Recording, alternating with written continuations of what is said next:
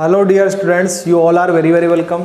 बेटा आज का अपन टॉपिक शुरू करने से पहले एक छोटी सी बात कर लें। बेटा अपना क्या है, यूट्यूब पर लाइव क्लासेस चलाने का मन है बेटा, बिल्कुल पूरा पूरा। तो उसके लिए अपन को क्या 1000 सब्सक्राइबर की नीड है बेटा। अपने लगभग 600 के आसपास क्रॉस हो चुके हैं, 600 क्रॉस हो चुके हैं मानो। तो थोड़े से सब्सक्राइबर और करवाओ बेटा, किसी दो यार दोस्तों से सब्सक्राइब करो, चैनल को लाइक करो और जितना जितना हो सकता है सब्सक्राइब करवाओ, ताकि अपन लोग लाइव क्लासेस प्रोवाइड करवा पाएँ आप लोगों को। ठीक है, तो आज का जो टॉपिक है अपना जो अपना चल रहा है chapter number science, chapter number 9 12th class का जो कोऑर्डिनेशन कंपाउंड का है, उसमें अपन पढ़ रहे थे क्या उपसंयोजक यौगिकों से संबंधित महत्वपूर्ण शब्द एवं उनकी परिभाषाएं। उसमें आप लोगों ने भी 2 टॉपिक कंप्लीट कर लिए थे, क्या केंद्र धातु परमाणु आयन का और लिगेंड का। लिगेंड के बारे में आपने भाई उनके जो प्रकार थे, एक दंतुक, द्विदंतुक, त्रिदंतुक से लेकर षड्दंतुक तक के, और उभयदंतुक का साथ में आपने कौन सा कर लिया था, कीलेट वाले और कीलेट लिगेंड कर लिया था। अब आपका नेक्स्ट जो टॉपिक है वो चल रहा है, वो आपका आ रहा है, आ जाओ बात करते हैं अगला टॉपिक। वो कह रहा है, मैं क्या कर रहा हूँ, टॉपिक का नाम है उपसह संयोजन, उपसह संयोजन संख्या या समन्वय संख्या। इसको अपन लोग इंग्लिश में बोलते हैं कोऑर्डिनेशन नंबर, शॉर्ट में क्या बताएंगे, CN नंबर बोलेंगे अपन लोग इसको। ठीक है, क्या होता है तो अपन बोले सिंपल सा है कि किसी भी संकुल यौगिक में केंद्रीय धातु परमाणु आयन के साथ लिगेंडों द्वारा बने हुए कुल उपसहसंयोजक बंधों की संख्या ही क्या कहलाएगी, उसकी केंद्र धातु परमाणु आयन की समन्वय संख्या कहलाएगी। यानी कि एक संकुल यौगिक में केंद्र धातु परमाणु आयन से कुल कितने उपसहसंयोजक बंध बने हुए हैं। ठीक है, इसके बारे में मैं आपको 2-3 पॉइंट में बता दूं। यदि कि संकुल यौगिक में सारे लिगेंड एक दंतुक है तो समन्वय संख्या, केंद्र धातु परमाणु आयन की जो समन्वय संख्या है वो लिगेंड की संख्या के बराबर होती है। ठीक है, यदि सारे लिगेंड द्विदंतुक है तो लिगेंड की संख्या से दुगनी क्या होगी, केंद्र धातु परमाणु आयन की समन्वय संख्या होगी। 2 बात, यदि लिगेंड कैसा बहुदंतुक है, जैसे मानो षड्दंतुक है तो 6 गुनी, पंचदंतुक है तो 5 गुनी, ये काम चलता है। वापस रिपीट कर दूं, यदि लिगेंड सारे एक दंतुक है तो लिगेंड की संख्या के बराबर समन्वय संख्या होनी है। यदि द्विदंतुक है तो अपन क्या कहेंगे, लिगेंड की संख्या से दुगनी होने वाली समन्वय संख्या। यदि बहुदंतुक है तो लिगेंड की संख्या से बहुगुनी होने वाली है उस केंद्रीय धातु परमाणु आयन की समन्वय संख्या। ठीक है, तो जैसे मैं कुछ एग्जांपल में आपको बताता हूँ। जैसे ये है सिंपल सा K4FeCN6। तो इसकी बात करें, समझना बेटा ध्यान से। तो 1-2 तो एग्जांपल मैं खोल के बताऊंगा, फिर आपको सीधे मैं पूछने वाला हूँ, बेटा बताओ इसमें कितना है, बेटा बताओ इसमें कितना है। तो यहाँ पे मैंने आपको अभी भी खोल के बताया कि बेटा ये ऐसे होता है K4, प्रीवियस लेक्चर में K4Fe तो आ गया जैसे बीच में, और 6 CN ग्रुप ऐसे आ जाते हैं, 1 CN 2 CN 3, और उसके बाद 4 5 और ये 6। तो कितने उपसहसंयोजक बंध बन रहे हैं बताने को, टोटल उपसहसंयोजक बंध बन रहे हैं, कितने बन रहे हैं, 6।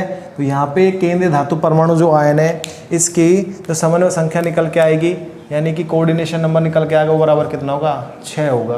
क्योंकि सारे जो लिगेंड कैसे हैं, एक दंतुक लिगेंड है। ठीक है, जैसे कि मैं दूसरा एग्जाम्पल बताऊँ, जैसे ये है, सपोज करो ये क्या Zn, ठीक है, En का होल ट्वाइस, ZnEl का होल ट्वाइस, जैसे मैंने कह दिया पीछे को SO4। ठीक है, इसमें आप लोग देखोगे तो मैं आपको बता दूँ, ये ऐसी तरह का Zn, ठीक है, CH2, ठीक है, इधर क्या आ गया NH2, इधर क्या आ गया NH2, इधर भी ले लो CH2, एक क्या आ गया NH2, और एक इधर आ गया लो NH2। ठीक है, तो यहाँ से क्या बन गया देखने पर, अरे हाँ सही है, तो यहाँ से एक ये बन गया उपसर्ग बन, दूसरा बन गया, तीसरा ये बन गया, चौथा ये बन गया, और पीछे को लगा दिया मैंने क्या SO4 ग्रुप लगा दिया। अब देखो सुनना, मैं क्या कर रहा हूँ कि यहाँ पर लिगेंड तो 2 थे, लेकिन 2 लिगेंडों ने उपसर्ग बंध कितने बनाए, 4। तो इसलिए इस केंद्रीय धातु परमाणु आयन का जो समन्वय संख्या कोऑर्डिनेशन नंबर है वो कितना आने वाला है, 4 आने वाला है। बोलो क्लियर आ रहा है। जैसे एक एग्जांपल ये लूँ मैं, क्या Fe और अपन ने ले लिया EDTA, षड्दंतुक लिगेंड है, और यहाँ पे जैसे इस पे -4 है तो मेरे पास इस पे जैसे +2 है तो यहाँ पे बच गया Na2, ये लो। ठीक है, तो यानी कि अब मैं सुनना बेटा ध्यान से, मैं क्या करूँ, यहाँ पे ये क्या है, अपन कहेंगे षड्दंतुक लिगेंड है, षड्दंतुक लिगेंड है। ठीक है, षड्दंतुक लिगेंड है, इसलिए अकेला इसकी कोऑर्डिनेशन अकेले 6 बंध बनाएगा उपसर्जक बंध, तो इसकी कोऑर्डिनेशन में कितने आ गए, इसकी कोऑर्डिनेशन नंबर जो है बराबर आ गए 6।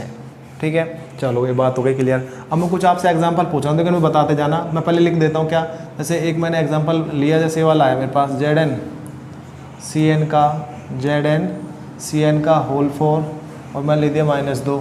जैसे ही अगला आया LiAlH4, ठीक है। जैसे अगला मेरे पास आया क्या Na और ये Ag Cn का होल ट्वाइस, ठीक है। और ले लेते हैं Pt, ठीक है, क्या FCl Br I, ये सारे जोड़ दिए मैंने इसमें। जैसे अगला ले लो, क्या ला PtH2O का होल 4 PtNH3 Cl4, ये दे दिया मैंने। एक और दे देता है लो, जैसे मैंने ये दे दिया, जैसे CONH3 का होल 6 और मैंने इधर दे दिया क्या, अगला आ गया CrCn का होल 6, ठीक है। ऐसे करके एक सिंपल सा वो दे देता हूँ, जैसे कोऑर्डिनेशन नंबर के लिए ये सही दिया मैंने, FeEn का होल ट्वाइस Cl2, ये दे दिया।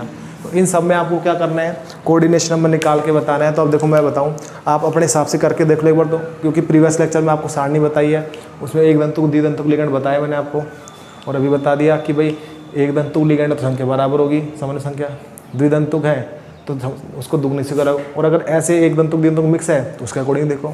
तो देखो यहाँ पे देखते हैं इसकी सामान्य संख्या, आप कहोगे साइन ग्रुप सारे एक दंतुक लिगेंड है, संख्या कितनी है 4, तो इसलिए कोऑर्डिनेशन नंबर भी इसका कोऑर्डिनेशन नंबर आएगा, आपका आंसर होगा 4। देखो ये एल्यूमिनियम केंद्र धातु परमाणु आयन हो गया, हाइड्रोजन वाला हाइड्रिडो, तो एक दंतुक लिगेंड है, 4 उपसेचक बंध बनाएगा, इसलिए इसका भी सामान्य संख्या कितना हो गया 4। Ag ये एक दंतुक लिगेंड है, एक अकेला एक बंध बनाता है, तो इसलिए यहाँ पे इसका भी सामान्य संख्या कितनी आ गई 2। अब देखो Pt केंद्र धातु परमाणु हो गए, सारे क्या है एक दंतुक लिगेंड है, तो सामान्य संख्या क्या होगी बताओ 4, क्योंकि 4 है ना, ये 4 से बड़ी। अब यहाँ पे 2 संकुल है, तो यानी कि इस Pt की अलग सामान्य संख्या निकलेगी, इसकी अलग निकलेगी, तो इसकी सामान्य संख्या देखो, क्योंकि ये H2 एक दंतुक लिगेंड है, तो 4 संख्या, तो इसलिए सामान्य संख्या होगी 4। यहाँ पे Pt इसकी सामान्य संख्या देख रहे हैं, तो अपन कहेंगे Cl क्या सारे एक दंतुक लिगेंड है, संख्या कितने टोटल 4, तो इसलिए आपके इसकी भी सामान्य संख्या क्या होगी 4। यहाँ पे कोबाल्ट की सामान्य संख्या देखेंगे तो सारे NH3 एक दंतुक लिगेंड है, और कितने संख्या 6, तो इसकी भी कोऑर्डिनेशन नंबर कितने आ गई 6 आ गई। और यहाँ पे देखें ये Cn साइनो ग्रुप क्या है एक दंतुक लिगेंड है, संख्या कितनी 6, तो इसलिए इसकी भी कोऑर्डिनेशन कितने आ गई 6 आ गई निकल करके, इसकी भी 6, ये आपके उत्तर निकल करके आ रहे हैं। चलो ठीक है, निकाल के अब देखो इसका आपको पता चल रहा है बिल्कुल, क्या ये द्विदंतुक लिगेंड है, अकेला 2 बनाएगा, 2 दूनी 4, तो इससे आई 2 इससे आई, तो क्या आ गया टोटल सामान्य संख्या 6 आ गई इसकी सामान्य संख्या। इस तरीके से आप क्या निकालते हो, सामान्य संख्या निकालते हो, ठीक है। नेक्स्ट टॉपिक की ओर चलते हैं, आ जाओ। अगला टॉपिक है आयनिक मंडल एवं समन्वय मंडल। आयनिक मंडल क्या होते हैं, समन्वय मंडल क्या होता है, उसकी बात अपन लोग करेंगे इसमें, ठीक है। आओ देखो कैसे करेंगे, देखते हैं। आओ तो हेडिंग अपन लगाई क्या, आयनिक मंडल एवं समन्वय मंडल। अगली हेडिंग ये लो मैं लगा देता हूँ, आयनिक मंडल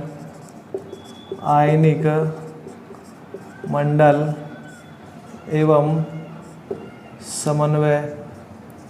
समन्वय मंडल, ठीक है। क्या होता है देखो सुनना, कोई संकुल योगी जनरली ऐसे होता है, देखिए अपन जैसे एक एग्जांपल मैं बार में लेता हूँ, आप भी देख लो वापस से, क्या K4FeCN6।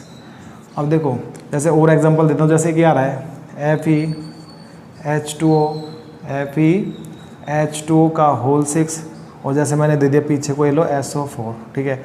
और एक दो दे देता हूँ, जैसे मैंने आपको कहा, जैसे क्या दें आप लोगों को, ये ले लो TiH2O का होल 6, ठीक है। और ये ले लो जैसे आपने दे दिया Cl3, एक ये ले लो जैसे Pt वही H2O का होल 4 और PtCN का होल 4, ठीक है। ऐसे करके आ रहा है। तो देखो सुनना, आपका आ रहा है आयनिक मंडल और समन्वय मंडल, तो इसमें एक सिंपल सी बात कहूँगा, समन्वय मंडल तो बता दूँ, फिर आयनिक मंडल अपने आप आ जाए। कैसे देखो, किसी संकुल यौगिक में केंद्रीय धातु परमाणु आयन, देखो केंद्रीय धातु परमाणु आयन ये रहा ना, केंद्र धातु परमाणु आयन एवं उससे जुड़े हुए लिगेंडों को एक बड़े डब्बे के अंदर बंद करके बताते हैं, ठीक है ना। केंद्र धातु परमाणु आयन एवं उससे जुड़े हुए लिगेंडों को एक गुरु कोष्ठक मतलब ऐसा बड़ा डब्बा, इसको क्या बोल रहे हैं, गुरु कोष्ठक बंद करके बताते हैं। और इस गुरु कोष्ठक को यहाँ से यहाँ तक को कंप्लीट सामग्री उसको क्या बोलेंगे, इसको समन्वय मंडल इसको नाम देंगे। ठीक है। और इसके अलावा चाहे आगे बचो चाहे पीछे बचो, सिंपल वाला वो क्या कहलाएगा, आयनिक मंडल कहलाएगा। तो ये आपका क्या हो गया, आयनिक मंडल नाम हो गया। ऐसे सेम टू सेम देख लो, अब यहाँ पहचान लो, ये केंद्र धातु परमाणु से जुड़े इलेक्ट्रॉन को डब्बे बताया, तो ये तो क्या है, समन्वय मंडल। ठीक है। और ये पीछे को क्या आ गया बताओ, आयनिक मंडल हो गया। इधर देखो ये तो क्या हो गया, आप पहचान लो, ये क्या है, समन्वय मंडल। इसको इंग्लिश में बोलेंगे कोऑर्डिनेशन एंटिटी। क्या बोलेंगे, कोऑर्डिनेशन एंटिटी। और ये आयोनिक एंटिटी, क्या है, आयोनिक एंटिटी, यानी कि आयनिक मंडल हो गया। ऐसे करके बात चलती है। इधर देखिए ये इसमें दोनों कौन से बताओ, दोनों के दोनों कौन से समन्वय मंडल हैं, दोनों के दोनों। इसमें आयनिक मंडल क्या है, अनुपस्थित है। ठीक है, ये बात है तक की। तो इस तरीके से आपने क्या निकाला, आयनिक मंडल और समन्वय मंडल का टॉपिक निकाला। अगला जो टॉपिक है आपका, अगला टॉपिक आता है होमोलैप्टिक और हेट्रोलैप्टिक संकुल। होमोलैप्टिक और हेट्रोलैप्टिक संकुल वो क्या होते हैं, उसकी बात करने वाले अपन लोग। आ जाओ देखते हैं होमोलैप्टिक और हेट्रोलैप्टिक संकुलों के बारे में। तो देखें, आ जाओ, अगला टॉपिक सेट कर रहा हूँ मैं, होमोलैप्टिक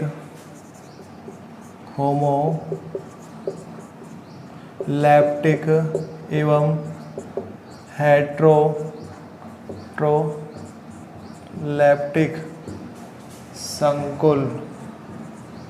होमोलैप्टिक एवं हेट्रोलैप्टिक संकुल। ठीक है। तो सबसे पहले देखो, होमो का अर्थ तो क्या होता है, समान। क्या होता है, समान। और हेट्रो का अर्थ क्या होता है, हेट्रो का अर्थ क्या होता है, असमान। इतना ध्यान रखें। ठीक है। तो यानी कि मैं यहाँ पे क्या कर रहा हूँ, सुनना, कि यदि किसी संकुल यौगिक में केंद्रीय धातु परमाणु आयन के साथ उप सहसंयोजक बंध बनाने वाले सारे दाता परमाणु एक जैसे हैं, तो ये संकुल कौन सा होगा, होमोलैप्टिक संकुल। और यदि केंद्रीय धातु परमाणु आयन के साथ उप सहसंयोजक बंध बनाने वाले सारे दाता परमाणु क्या हो, सारे क्या मतलब इसका, सारे एक जैसे ना हो, ऐसे बोलो, तो वो क्या होगा, हेट्रोलैप्टिक संकुल होगा। एक एग्जांपल जैसे मैं आपको बताऊं, सुनो ध्यान से। इसी का ही लूँगा वापस से मैं, देखो K4FeCN6। अब देखो मैं इसको, मैंने बताया कई बार कि इसको बेटा ऐसे बताते हैं, खोल के बताएंगे। तो Fe तो ले लिया बीच में, एक CN, दूसरा, तीसरा। और देखो ध्यान से करो, मैं इसको ऐसे लिखता हूँ NC। ऐसे देखो, CN नहीं लिखता मैं, कैसे लिखता हूँ, ऐसे लिखता हूँ, देखो N और C, ऐसे ऐसे। ठीक है। वैसे दिखने में तो उल्टा दिख रहा है, लेकिन हकीकत बात हो जाए, दाता यहाँ पे भी कार्बन है, यहाँ पे भी कार्बन को पास करने के लिए इसको उल्टो दिखा दिया, और ये ऐसे करके उपसर्जक बंध बन गए। ठीक है, बात है तक की। तो इस केस में क्योंकि सारे दाता, अपन कहेंगे सभी जो दाता है, दाता परमाणु, वो कौन है, कार्बन है, इसलिए ये कैसा संकुल है, होमोलैप्टिक संकुल है। होमोलैप्टिक संकुल है। बात आ रही समझ, बताओ यहाँ तक की। लेकिन अगर मान चलो मैं गलती से इसको ऐसे लिख देता हूँ, अगर मैं गलती से इसको कैसे लिख देता हूँ, CN, तो अब दाता कौन हो जाता है, नाइट्रोजन। इस स्थिति में बदल करके होमो नहीं रहता, क्या हो जाएगा, हेट्रोलैप्टिक संकुल हो जाएगा। अगर मैं इसको ऐसे करूँ तो समझ आ रही बात। तो आपको इसलिए ऐसे नहीं लिखना, आपको दाता सेम करने के लिए आपको कैसे लिखना पड़ेगा, CN लिखना पड़ेगा, फिर ये आपका क्या होगा, सही होगा। ठीक है। अब जैसे अगला एग्जांपल भी बताऊं, अब मैंने कहा जिनमें सेम है दाता परमाणु तो क्या होगा, होमोलैप्टिक, और जिनमें अलग अलग हो क्या होगा, हेट्रोलैप्टिक। तो हेट्रो का एग्जांपल जैसे देखूं मैं, तो कैसे से मैंने दे दूँ, ऐसे वाला दे दिया मैंने, चलो PT, जैसे मैंने लिख दिया H2O का होल 2 Cl2। इसको खोल के लिखेंगे तो ऐसे लिखना पड़ेगा, PT कैसे, एक H2 जैसे ये रहा, जैसे ऐसे दे दो, एक H2, दूसरा H2, एक Cl, दूसरा Cl, इसने बंद बना दिया ऐसे, इसने बंद बना दिया ऐसे, इसने बना दिया ऐसे, इसने ऐसे। ठीक है। अब देखो इसमें दाता कौन है, दाता देख लो एक बार जल्दी से, कौन कौन है, एक, दो, दो ऑक्सीजन हो गए दाता, दो कौन हो गए, क्लोरीन। ठीक है। तो दाता दोनों अलग अलग है, तो अपन कहेंगे, ठीक है, सभी दाता परमाणु एक जैसे नहीं है, तो इसलिए क्या होगा, अतः यह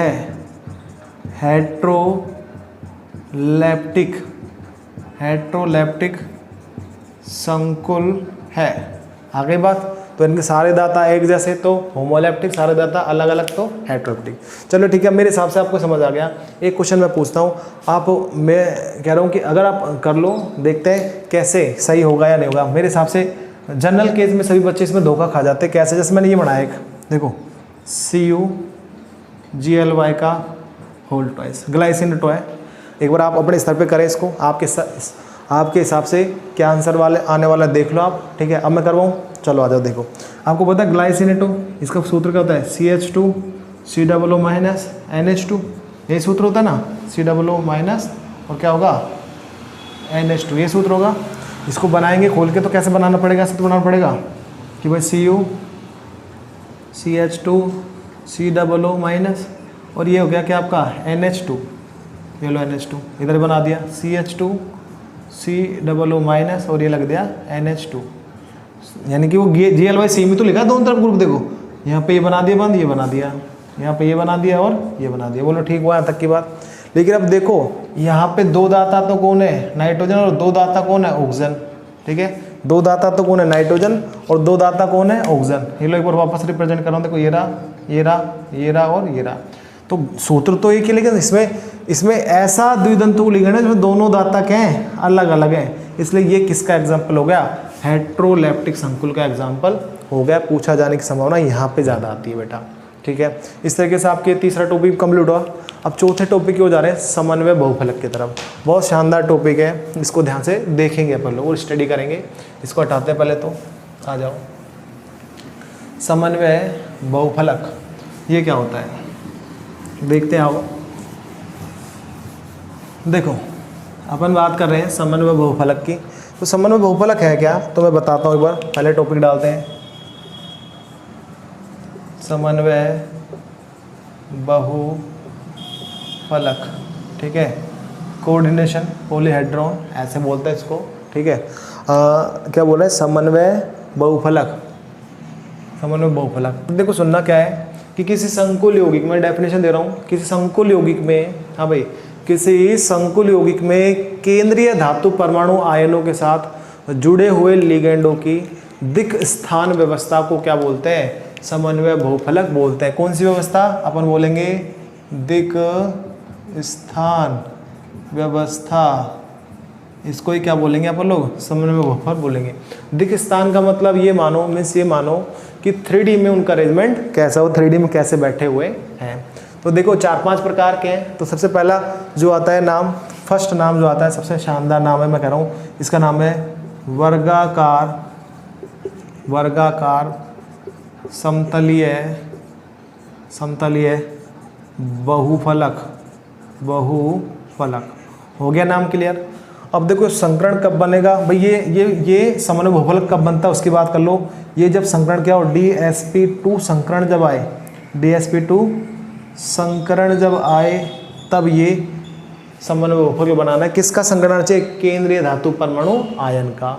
अब ये क्या होता है देखो सुनना, मैं बनाता हूँ। देखो कैसे, इसमें 4 जगह होती है लिगेंड को जोड़ने के लिए। केंद्रीय धातु परमाणु आयन जैसे ले लिया मैंने बीच में, तो एक लिगेंड तो जुड़ेगा इस कोने से, दूसरा जुड़ेगा इससे, तीसरा जुड़ेगा इससे, चौथा जुड़ेगा इससे। ये लो लिगेंड को मैंने बता दिया L से। बोलो क्लियर ये बात। अब ये देखने में तो जैसा भी आपको लग रहा हो बेटा, ठीक है, लेकिन एक्चुअल में तो जैसे ही ऐसा है। जैसे कैसे बताया बोलो? जैसे सपोज करो मेरे पास ये रजिस्टर है, क्या मेरे पास ये रजिस्टर है, तो मैंने बीच में तो बैठा दिया मेटल, ये लो, ठीक है। अब देखो 4 इससे बनाए मैंने, ये लो 1 2 3 और ये 4, ठीक है। एक लिगेंड रख दिया यहाँ पे, दूसरा, तीसरा और चौथा। ये तो 3D का केस है, लेकिन बोर्ड तो 2D का है ना। इसको कैसे बताएंगे? देखो ये ऐसे हो गया। अब इसको थोड़ी देर के लिए ऐसे मान लो, तो देखो एक इस कोने में, 2 इस वाले में, तीसरा और चौथा। ये ऐसे है व्यवस्था। 3D में समझ आया बेटा देखने के बाद? चलो ठीक है। इसके बाद हो गए क्लियर। तो ये क्या है? वर्गाकार, एक वर्गाकार संरचना वाली है, समतलीय, तो इसलिए बोला वर्गाकार समतलीय बहुफलक, समन्वय बहुफलक, ठीक है। और ये कब बनेगा? जब संकरण क्या होगा? DsP2 संकरण होगा। दूसरा जो आता है आपका वो कौन सा है? दूसरा आपका है कौन सा? चतुष्फलकीय, चतुष्फलकीय बहुफलक, बहुफलक, चतुष्फलकीय बहुफलक। ये कब बनेगा? जब संकरण क्या हो? sp3 संकरण होगा ना, तब जा करके आपका समन्वय बहुफलक बनेगा। और चतुष्फलकीय संरचना तो आपने बनाई मैथेन की, कार्बन की सजता वो चतुष्फलक के अकॉर्डिंग पूरे होती है। तो देखो ऐसे ही तो बनाते हो कार्बन वाला, एक हाइड्रोजन, दूसरा, तीसरा और चौथा, ऐसे बनाते हो आप लोग हाइड्रोजन को। तो बस इतना सा फर्क होगा, कार्बन की जगह तो क्या होगा, मेटल, क्या होगा, मेटल, और ये हाइड्रोजन की जगह कौन होगा, लिगेंड, कौन होगा, लिगेंड। तो ये लो मैंने लगा दी लिगेंड। तो ये जो है इसको क्या बोलेंगे, चतुष्फलकीय बहुफलक बोलेंगे। और आप चतुष्फलक दिखाना चाहते हो तो आप इनको मिलाओ, देखो ऐसे, ये लो, ठीक है। ये थोड़ा बिल्कुल नीचे मत करना, थोड़ा सा साइड में करना जाके आपको साफ साफ दिख सके ऐसे। और ये लो भाई, 4 फलक बनेंगे, देखो 1 2, एक पीछे 3 और नीचे 4, चतुष्फलकीय इसलिए बोला गया इसको। इसमें जो बंद कोण है ये बंद कोण है कितने का होगा, 109 डिग्री और 28 मिनट का होगा। इसमें बंद कोण देखें तो ये दो निकटवर्ती जो है ना, इनके बीच में कितना होगा, 90 डिग्री का। आगे देखेंगे इसके तुलना करेंगे तो 180 डिग्री का। ऐसे करके बात बढ़ती जाएगी, ठीक है। अगला जो आता है सामान्य बहुफलक, वो कौन सा आता है आपका, तीसरे की बात कर रहा हूँ। तीसरा अपन देखें तो अपन करें वर्गाकार पिरामिड। क्या बता रहा हूँ मैं, वर्गाकार पिरामिडीय बहुफलक, ठीक है। ये कब बनता है, जब संकरण क्या हो, DsP3 हो संकरण, तब जा कर के ये बनेगा। कैसे, वर्गाकार तो आपको पता है, वो अभी मैं बना के ये रहा, ठीक है। 4 स्थितियाँ ये हो गई, ये लो, एक स्थिति ऊपर आएगी, ठीक है, पिरामिड जैसा बनेगा कुछ। तो ये लो 5 लिगेंड। अब देखो ऐसे ले लो, जैसे वही ये स्थिति सेम है ना, और फिर बस अपन ने कुछ नहीं, एक लिगेंड ऊपर वो लगाया, अब इनको ऐसे जोड़ा, एक तो ये फलक बन गया, दूसरा, तीसरा, चौथा, ऐसे बना ना, तो एक पिरामिड जैसा कुछ निकल के आया ऊपर ऐसे, ठीक है। तो वर्गाकार ऊपर निकला, पिरामिड तो क्या बोला, वर्गाकार पिरामिड है। तो जोड़ने का देख लो, पहले तो इस कोने सारे ऊपर जोड़ दो, फिर आगे वाले कोने जोड़ दो। तो ये लो जोड़ दिया मैंने, लो ये लो, देखो एक बार देखना, बना वर्गाकार पिरामिड सामान्य बहुफलक हो गया, चलो ठीक है। इसके बाद एक और आता है, इधर बनाता हूँ पांचवा आपका, कौन सा आ रहा है, तीसरा, चौथा आ रहा है। चौथा क्या है, त्रिकोणीय द्विपिरामिडीय। क्या रहा है, मैं लिख देता हूँ नाम, क्या रहा है, त्रिकोणीय द्विपिरामिडीय बहुफलक।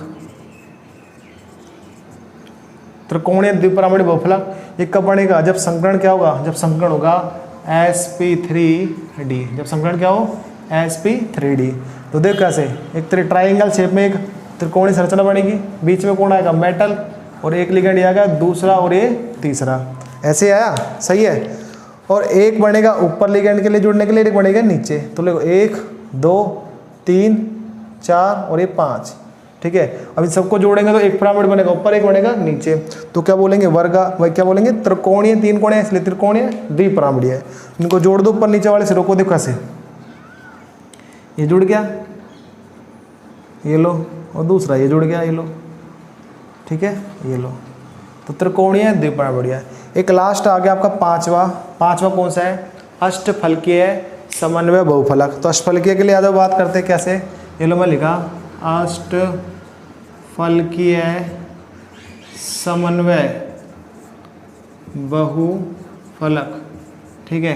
तो अष्टफलकीय में क्या, देखो कुछ नहीं, इसमें एक नीचे और बैलेंस जोड़ने आपको, देखो ऐसे, ये लो m तो मैंने लगाया बीच में, 1 2 3 4, एक ऊपर और एक नीचे, 6 लिगेंड जुड़ेंगे, ये लो, ठीक है, ये लो। अब देखो कुछ नहीं करना, मैंने आपको बताया था, समझाया था, बीच में वाली स्थिति हो गई है, और एक ऊपर बना करके देखो इनको जोड़ा मैंने, एक फलक, दूसरा, तीसरा, चौथा, ऐसे 4 नीचे, तो टोटल फलक कितने, 8। तो इसको बोलेंगे अष्टफलकीय है। जोड़ दे, एक बार आ जाओ, देखो ऐसे जोड़ दो, देखो पहले तो ये आगे वाले जोड़ दो, अब पीछे वाले जोड़ दो, दोनों जुड़ गए, एक पिरामिड बन गया ऊपर, और दूसरा लो, ये लो, इधर जुड़ गया, अब आगे वाले जोड़ दो, ये लो, ये बना है, ठीक है ना।